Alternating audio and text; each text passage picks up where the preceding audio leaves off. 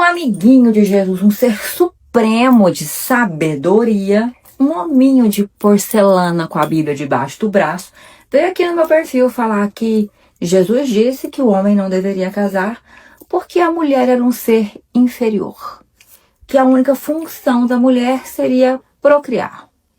E eu te pergunto, será?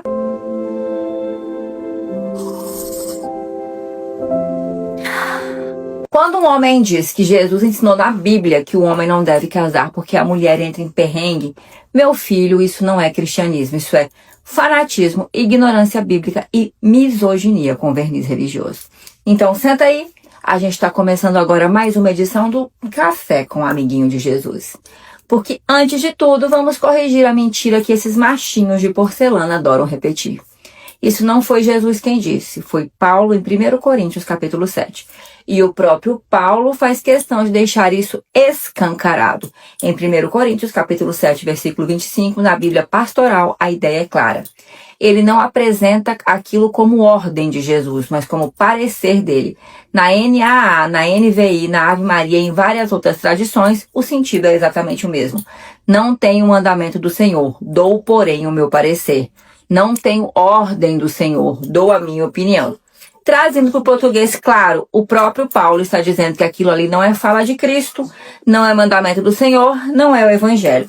Então vamos começar pelo básico, amiguinho de Jesus. Se o próprio texto diz que não é ordem de Jesus, de onde você tirou o que Jesus disse? Do Evangelho ou da sua vontade ridícula de usar a Bíblia para humilhar mulher? Porque Jesus, nos Evangelhos, quando fala de casamento, fala exatamente o contrário dessa palhaçada.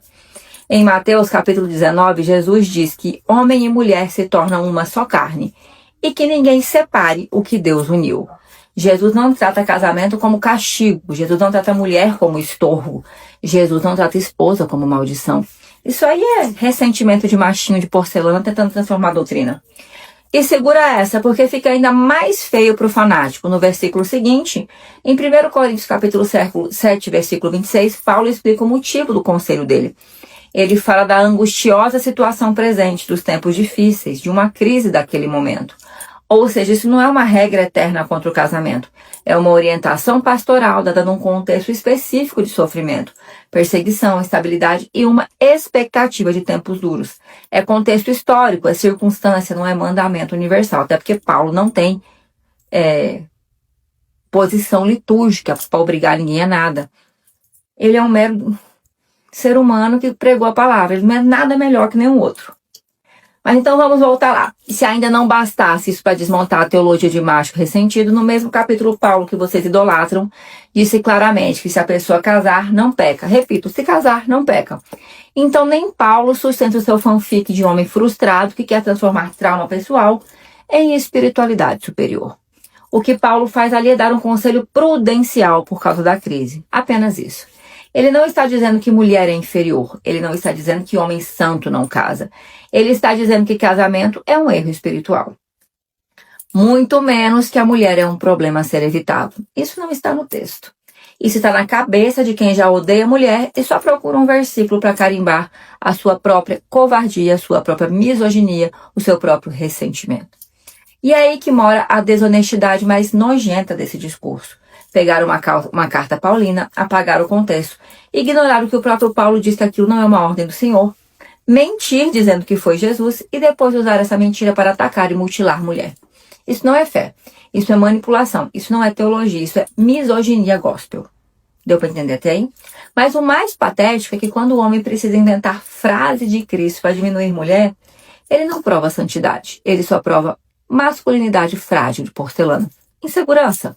Esse tipo de fala não revela espiritualidade, revela medo do vínculo, incapacidade de amar, imaturidade emocional e uma necessidade desesperada de controlar mulher pela humilhação.